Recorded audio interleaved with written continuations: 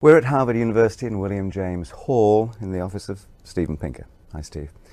I wanted to talk to you today about the role of the scientist as a communicator. And the reason I'm talking about that is the inaugural address of President Obama, followed by his presentation at the National Academies of Science. He talked about restoring science to its rightful place. And I'm trying to find out, by asking a number of smart people, what we think those coordinates are. Where is the rightful place? What is the rightful place?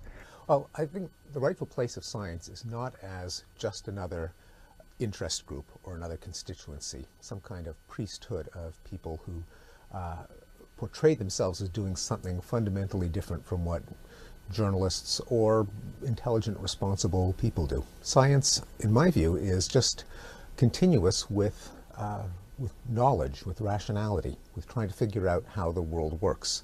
Science concentrates on some aspects of reality, tries to achieve knowledge about it that's as solid as possible, but ultimately what science does is not different from what anyone else should be doing, including politicians, namely trying to figure out what kind of world we live in, what makes it tick, and make decisions based on our best understanding of the kind of world that we live in.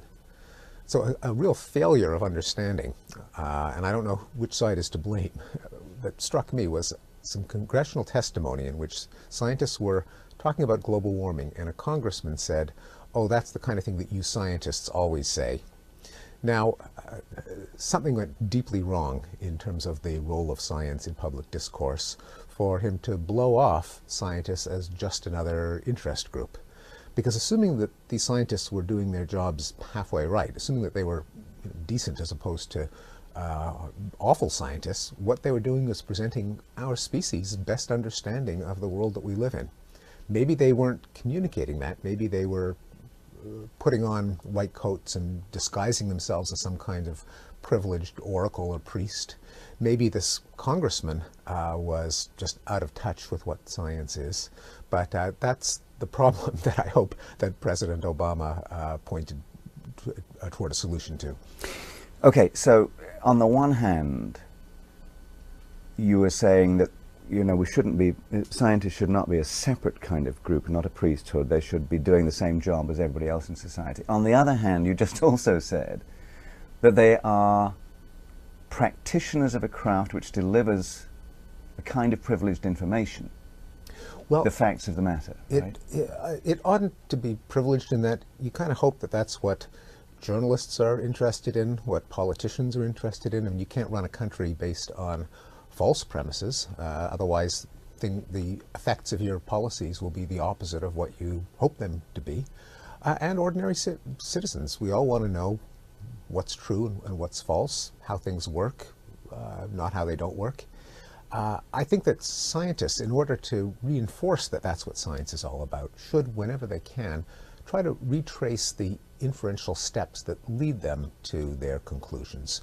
Not just we have announced, or it's a consensus among scientists, that the world is getting warmer and it's the fault of burning too many carbon fuels, but why that is compelling. What is the kind of evidence that leads a scientist to that conclusion, so that people will see that this isn't just one voice, it isn't just two sides in a he said, she said debate, but that there were reasons that led the scientists to their conclusions, reasons that any intelligent person could reconstruct, at least in broad outline, to be persuaded or convinced.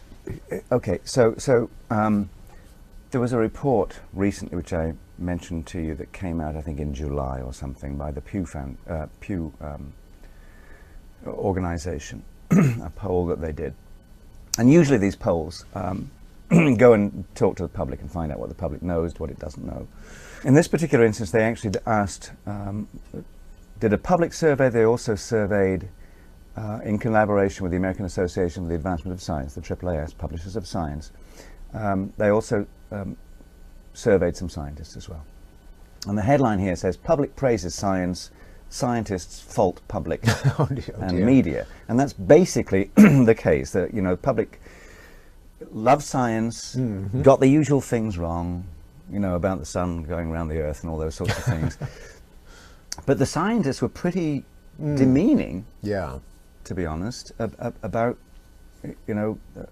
public's understanding of so on. And I think Alan Leshner, at the end, the CEO of the AAAS, said that you know, one cannot just exhort. We all agree you should agree with us. It's much more interactive process that's involved. It's time-consuming, can be tedious, but it's very important. But there is obviously this disconnect. I wonder how much of that is specific to the United States, and in particular specific to the public's reception of the theory of evolution. That has become such and this is a poll, of course, in the 200th anniversary year of Darwin's birth. Yeah, that's right. So, sorry to interrupt. So that's the issue in which the American public deviates the most from the populations of other industrialized countries, and also the one in which there's the sharpest disagreement, I suspect, with scientists. I think for reasons, many scientists diagnose this as a problem of scientific literacy, that if only people were better educated about the facts, they would not be misled by creationist pseudoscience. There may be something to that, although I suspect that the deeper problem is that people have moralized the issue, that a belief in creation people equate with either an allegiance to some kind of community that you grew up with, that you want to feel solidarity with, or even a code word for are you basically amoral, or do you believe that life is guided by moral values? And they blend the morality with the science. And I think that's what drives a lot of the hostility towards evolution in this country. Yeah, just looking at one of the problems for science. Scientists' views of problems for science. Number one, public does not know very much about science. Major problem, 85%. Mm-hmm. So if the public doesn't know very much about science, whose burden is that? Let's not say whose fault is it. Let's say whose burden is it, whose challenge is it? And I think about this book just out by Randy Olson, who did the book, the movie Flock of Dodos. Its title is "Don't Be Such a Scientist," and its basic theme is, and he was a scientist, of course, and that became a filmmaker. That is there some way of conveying the information without being so geeky and condescending? Well, certainly condescension is a problem. Is geekiness a problem? Maybe people like their scientists to be geeky. Geeky's in at the moment. There's a certain chic to that, and people, I don't know if people necessarily want scientists to be hipsters, or even worse, faux hipsters. So let's go with geek chic, but let's deal with the condescending part. So. Yeah, the condescension is definitely. Not only is it not is it a losing PR strategy, but in some cases it may be wrong scientifically as a misdiagnosis of why people reject the lessons of science. It may not always be through scientific ignorance, but it may be because of the fusion in people's minds of certain scientific hypotheses with certain moral precepts. Because, you know, to be honest, there's a psychologist named Andrew Stolman who did a thesis in this department where he tried to assess the understanding of evolution among people who believed in the theory of evolution, good guys like our buddies, and found that the majority of people who were pro-Darwinian systematically misunderstood the theory. You give them questions as to how does Darwin's theory work, they give you the wrong answer. So it isn't just ignorance versus knowledge. It's also affiliation with certain groups, and in a sense, it's an extension of the culture wars, the red state, blue state divide. And it would be, I think, shallow science on our part if we diagnose the problem as simply due to not enough information. Although surely more information is better, and surely clearer information is better. In particular, not just flooding people with conclusions or hitting them over the head with what scientists believe, but retracing the inferential steps. That is, why are scientists so convinced that Darwin's theory is true? It's not because you have your God, we have our God, Darwin's our God. That would be the worst way to convey it. It's rather, well, let's look at the fossil record. Let's look at how birds get to islands. Let's look at DNA. Let's look at embryos. This is the case, this is the brief for evolution. It's interesting that only in the last year or two have we seen books that simply lay out the case, the evidential case for evolution. Jerry Coyne, Richard Dawkins, Eugenie Scott have all come out with books that actually lay out the case, something that in all these years of books on evolution, no one had bothered to do. That is a positive sign. And likewise, in other debates such as global warming, the economy, health issues, to lay out the logic so that any curious person can then recreate in outline how scientists got to their conclusions. I think that would go part of the way toward remedying this gap. Well, but then I take your point, but the trick is how do you package the information in a sense? You mentioned that Richard has a new book out. Richard Dawkins has a new book out. The Greatest Show on Earth, I think it's called. Yes, that's right. That has been reviewed by said same Randy Olson in, was it Nature or Science this week or a couple of weeks ago, in which he said, you know, when he does the evolution stuff, great, but there's a lot of God delusion stuff in there, and he finds that part of it shrill. So plainly, there's something great here when you don't do a straight science delivery. And I think your point about the moral aspects emerging must be right. I think that's a large part of it. I mean, I think my own view is that often when scientists who make the case for atheism are called shrill, they often aren't that shrill. It's just right. that the message is so discordant with people's core beliefs that no matter how it was put, that's how it would come off. That's my view. A lot of things that aren't shrill are called shrill, I think. And it's not clear what to do about that. You can sugarcoat the message and say, well, you can believe in God after all, and in some conceptions of God, perhaps you can. But believing in a God who actually fashions organisms or who pushes DNA one way or another, if you let that in the door, you are failing to appreciate some of the beauty of the theory of evolution, which can account for design without a designer. Yeah, and let's talk about education for a minute, science education. We were out in Boston a couple of days ago. Here's a headline, Obama, this is about a recent speech, Obama ties education and innovation. He's speaking at the Hudson Valley Community College. By 2020, America will once again have the highest proportion of college graduates in the world. All right, so a push towards education, plainly restoring science to its rightful place. The importance of science education within that, since innovation is also being cited. So how does one sort of go about creating that kind of a package? And let me give you a metaphor at least here. The public television series I did some years ago called The Human Quest, there was a sequence in there where I got into a cab and drove around London looking for maps of the mind. I remember that, yes. And the reason I did that was that London cabbies have to pass a test called the Knowledge. The Knowledge, yes. In which they identify all these points of interest and so on. It's been my experience, and I experienced it yet again this morning coming to your office, that most cabbies in most cities in the world haven't the faintest idea where most stuff is.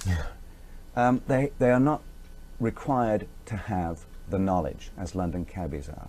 Mm-hmm. And my metaphor with that would be that if you want to have an informed decision, you want to make an informed decision about science, then you ought to have some basic understanding of the science involved.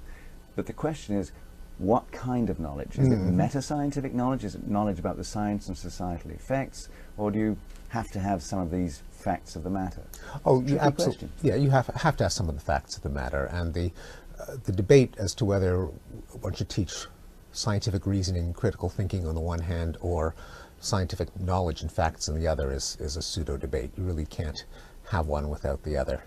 I mean, people should know basic things like how old is the Earth, how did life arise, how did planets arise, but also how do you refine your own common sense reasoning in the direction of science? How do you evaluate a hypothesis that might be circular or unfalsifiable or empty? How do you, if you have an idea, how can you test it to see whether it's true or not? How can you avoid various kinds of fallacies? Just getting back also to your question of how we can have a society that harnesses its brain power more in the direction of innovation and constructive uses. I mean, part of it is expanding the base of the population that goes to universities.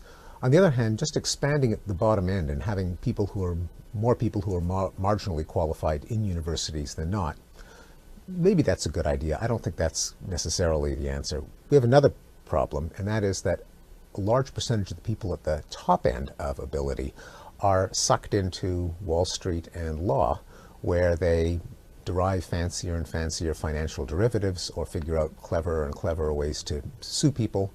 And the prestige, the assurances of a stable lifestyle that would motivate more of these bright kids to become entrepreneurs, engineers, scientists, people who help society make better stuff, cure more diseases, isn't there. I mean, I see this in my own students at Harvard, where these brilliant kids who could do anything can't resist the lure of an instant six-figure salary on Wall Street, where I think the results of the last few years have shown that something in the incentive structure has been misallocating our intellectual capital. There's too many IQ points going into Wall Street for the good of society, not collective good.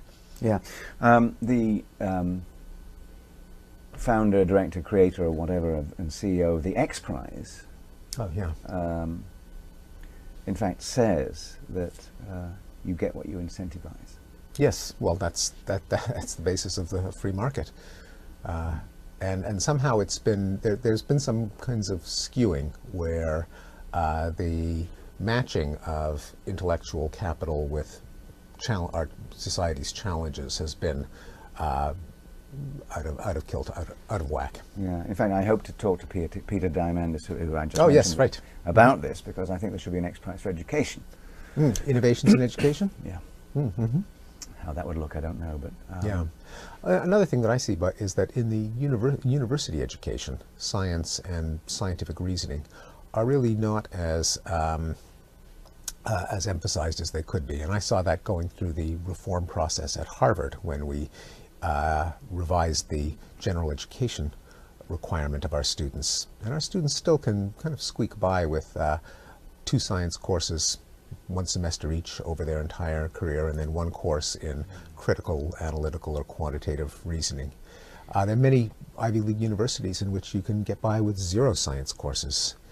It's considered kind of a hurdle, a nuisance requirement to get out of the way, and not yet integrated into the rest of college education, which is a huge missed opportunity, not only because all citizens should be scientifically literate, but because science, I think, has so much light to shed on every other field in the university. And this is an opportunity that people in the humanities and social sciences and arts are not yet capitalizing on. Namely, the science of perception has enormous light to shed on visual arts and on music.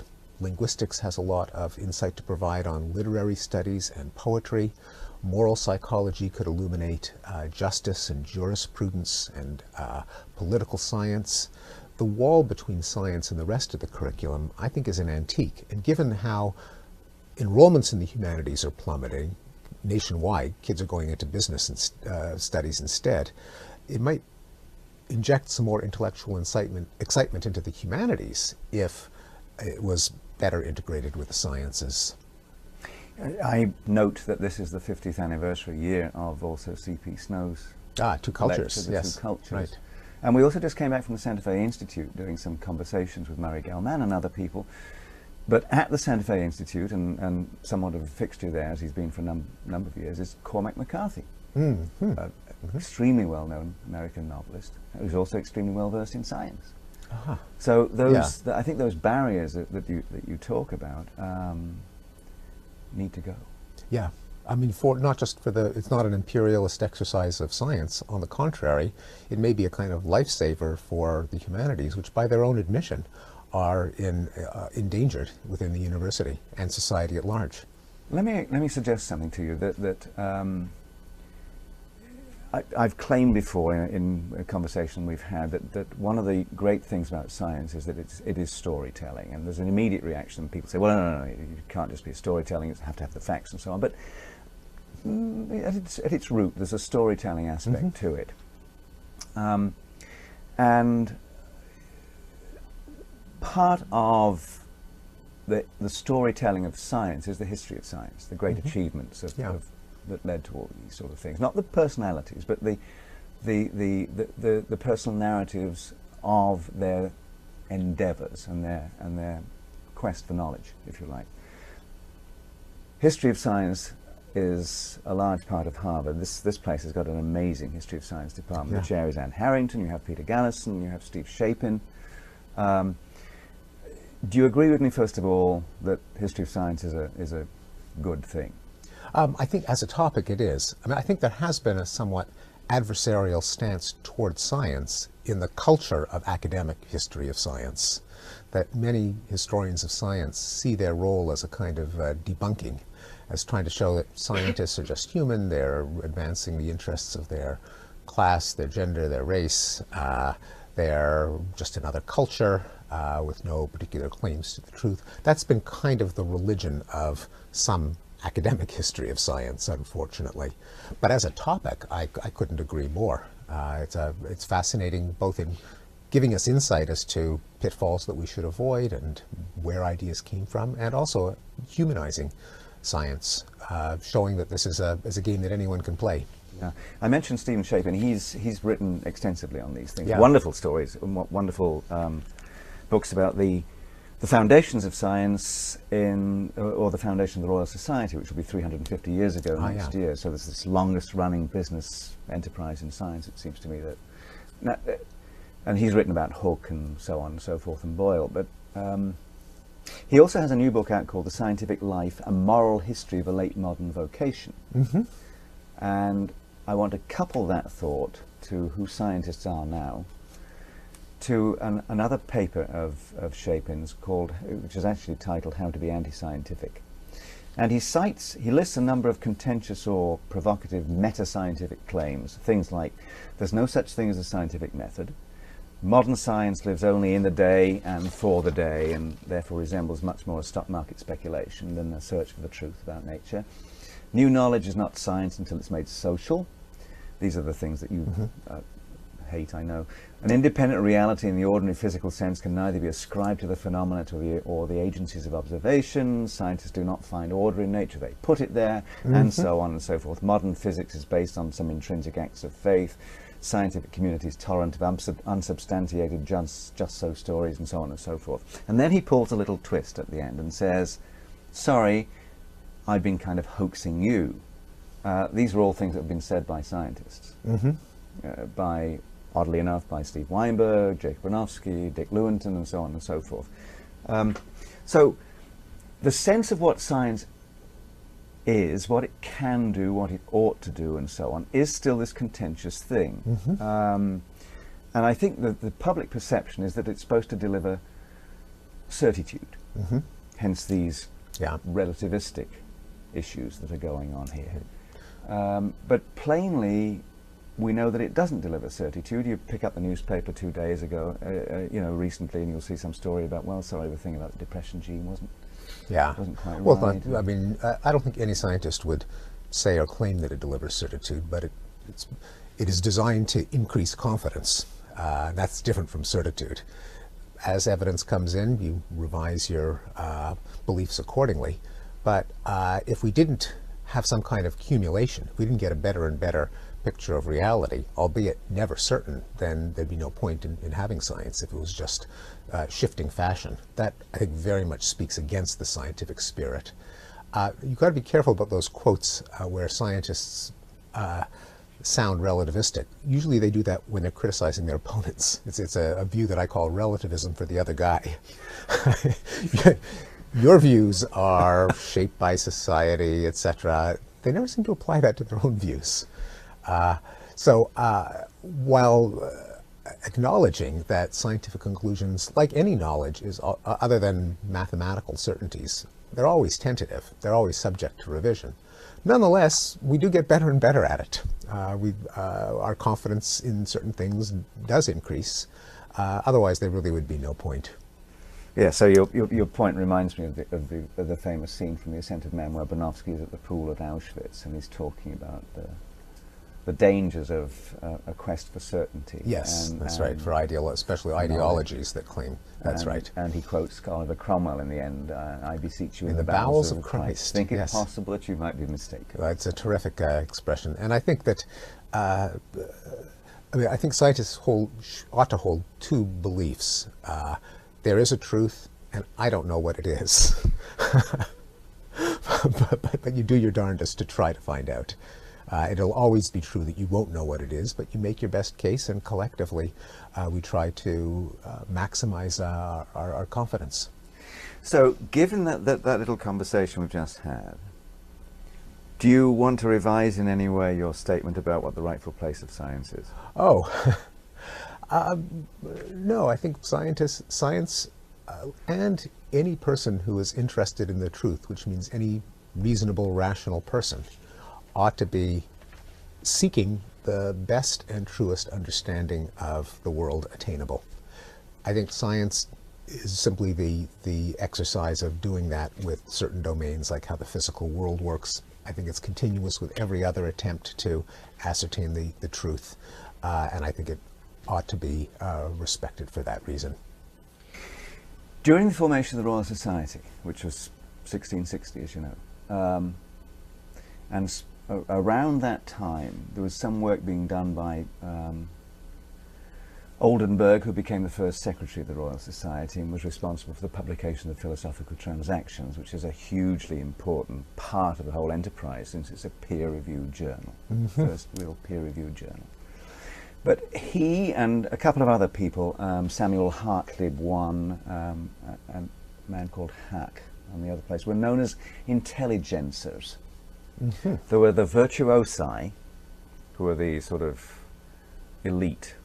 There were the mechanics, as they were known at that time, who actually did the experimental work. It was not clear. Hooke was thought more of as being a mechanic than anything else, because he was great at doing experiments. And these other folks were called intelligencers, and they were building communities and networks of and about science. Oldenburg travelled a great deal on the continent and so on. I think of that there's a great need for the intelligencers right now, people who are doing some of the communication of science and so on. And I think of you as obviously a practitioner of science, but also you have a role as an evangelist in some sense and as a communicator, an intelligencer. Am I thrusting too much on your shoulders there? It's certainly an aspiration. Yeah, to share the excitement and the knowledge and the whole attitude of skepticism of received wisdom, attempts always to go deeper, understand more thoroughly. I mean, those are ideals that I think excite scientists and that ought to be shared together with our knowledge, and it's certainly something that I try to do. There's something on the above the elevators as I come into the buildings, William James Hall. It's a quote of William James's.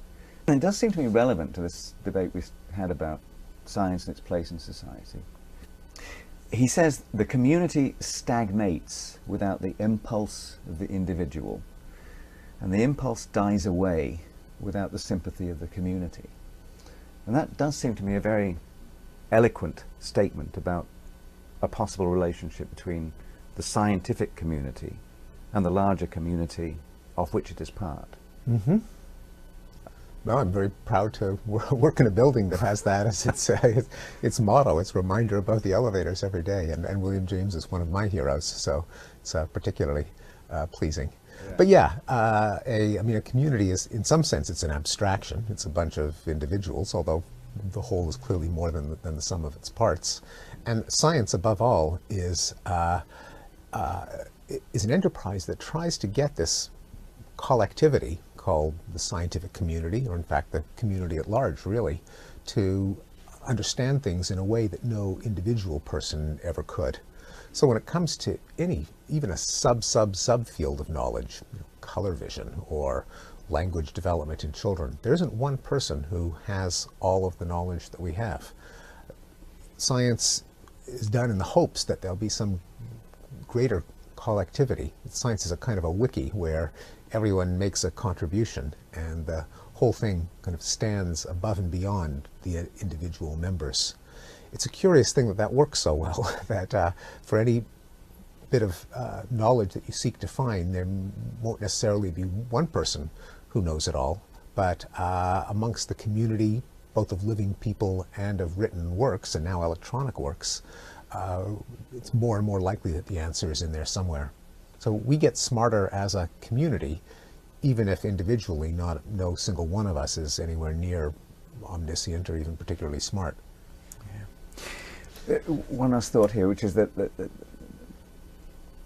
in pursuing these conversations that I have with, as you know, many people across a great many disciplines, we're just doing something about aging, for example, asking leading experimentalists and theorists in the field if there is a standard, if there is an agreed upon theory of aging, if we all agree that there's a natural cap on our human lifespan, if there's a use-by date and so on. And the answers are all over the place. There's no generally agreed upon business there. If we talk about how scientific theories are approved by the community of scientists, you know, you can have the people who still think that Tom Kuhn had some validity, and there are these paradigm shifts, and suddenly the normal science shifts. There are people who use the phrase that you used about falsifiability, which comes from Karl Popper and so on, and the Popperian and Kuhnian views are frequently at odds. So I think the point I was making about the public perception of science is that if there is this apparent inchoateness, this disarray, this, I don't know, why should we be expected to know what's going on as well if they don't? Right. Well, you're getting a biased sample when you look at the frontiers of science, or the cutting edge. People are working on exactly the topics where we have the least certainty. Otherwise, there'd be no point in working on them. So when you look at the cutting edge, you're ignoring the kind of the heft of the back of the axe, that of all of the knowledge that was controversial 50 years ago, but kind of have settled down since then. There are a couple of books that have come out that have roughly the same title. One was by Ramoni Cajal, one was by Peter Medawar, and they're both sort of advice to a young scientist. Ah, yeah, right. What would your advice to a young scientist be? Know your own strengths and weaknesses. Study yourself, your history of what excites you, what you're really good at, and try to match yourself to some area of science or some niche that matches your own portfolio of talents. Science, blessedly, is an eclectic enterprise. There are some people who are wizards at experimentation, others who are modelers, others who are theoreticians. Scientists have to be able to do all of those to some extent, but the weightings of the different parts of the portfolio differ by field, by subfield, and by topic. Know what you're good at, what gets you out of bed in the morning with that sense of excitement, and try to match yourself to the sub-discipline where those gifts can best be put to use. Now, did you follow your own advice? Yeah, I did. I picked cognitive psychology, which is an empirical field, but one that probably has more theory than a lot of other fields in psychology, but isn't a purely theoretical enterprise either. And I consider myself someone interested both in theory and data, in cosmic questions like what is human nature, but also in nitty-gritty